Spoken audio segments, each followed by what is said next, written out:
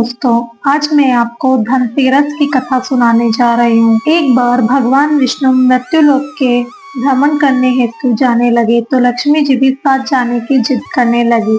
तो विष्णु जी ने कहा, मुझे सृष्टि के पालन हेतु जाना है, आप क्या करोगी देवी वहाँ? साथ चलकर व्यर्थ ही मुझे परेशान करोगी। लक्ष्मी जी नहीं मानी और साथ चल दिए। कुछ देर बाद विष्णु जी ने कहा, किसी काम से मैं दक्षिण दिशा की ओर जा रहा हूँ, तुम यहीं ठहरो और उधर मत देखना। विष्णु भगवान चल दिए तो समय बिताने के लिए लक्ष्मी जी ने सरसों के खेत से फूल तोड़कर श्रृंगार किया और ईख के खेत से ईख तोड़कर चूसने लगी। तभी विष्णु भगवान लौट आए और उन्हें ईख चूसता देख बहुत क्रोधित होकर बोले, बिना पूछे ईख तोड़कर खा लेने के कारण तुम इस किसान की 13 वर्ष तक सेवा करो। ऐसा कहकर विष्णु भगवान क्षीर सागर में विश्राम करने हेतु चले गए। लक्ष्मी जी किसान के घर चली गई। किसान को धन्य धान्य से पूर्ण कर दिया। 12 वर्ष पश्चात विष्णु भगवान के साथ लक्ष्मी जी जाने लगी तो किसान ने जाने नहीं दिया।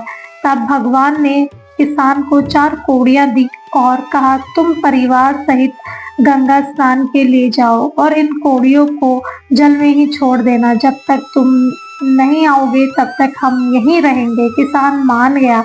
वह परिवार सहित गंगा स्नान करने के लिए चला गया। स्नान करने के पश्चात कौड़ियां गंगा जी में डाली तो 4 हाथ निकले और कौड़ियों को लेकर जाने लगे। तब चकित होकर किसान ने गंगा जी से पूछा, ये 4 भुजाएं किसकी थी? गंगा जी ने कहा, ये चारों हाथ मेरे ही थे। तुम्हें ये कौड़ियां किसने दी? किसान ने कहा, मेरे घर पधारे एक महापुरुष ने ये मुझे कौड़ियां दी। तब गंगा जी ने कहा, वे महापुरुष विष्णु भगवान है। अब वह तुम्हारे घर की स्त्री है, वह माता लक्ष्मी है। तुम लक्ष्मी जी को जाने मत देना, नहीं तो फिर तुम निर्धन हो जाओगे। तब किसान घर जाकर माता लक्ष्मी से बोला कि मैं आपको जाने नहीं दूंगा।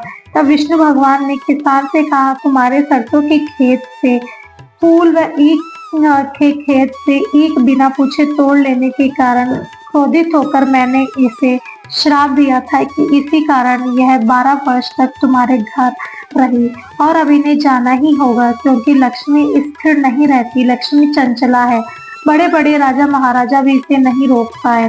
तब किसान ने फिर भी हट नहीं छोड़ी। तब लक्ष्मी जी ने कहा, ऐसा करो, कल धनतेरस है, तुम अपने घर को लीप पोछ कर स्वच्छ करके रखना। रात्रि में घी का दीपक जलाकर रखना। तब मैं तुम्हारे घर आऊंगी। उसी समय तुम मेरी पूजा करना। मैं आऊंगी किंतु तुम्हें दिखाई नहीं दूंगी। किसान ने लक्ष्मी जी की बात मान ली और उन्हें कहे अनुसार पूजन किया तो उनका घर धन्य धान्य से भर गया। जय हो लक्ष्मी माता की। हे लक्ष्मी माता, जैसे आप किसान पर टूटे वैसे सब पर टूटना। कहता ना, सुनता ना, हुक्म भरता ना। तो दोस्तों, आपको ये कथा कैसी लगी? अच्छी लगी तो हमारे चैनल को जरूर सब्सक्राइब करें और आगे आने वाली कथा भी सुन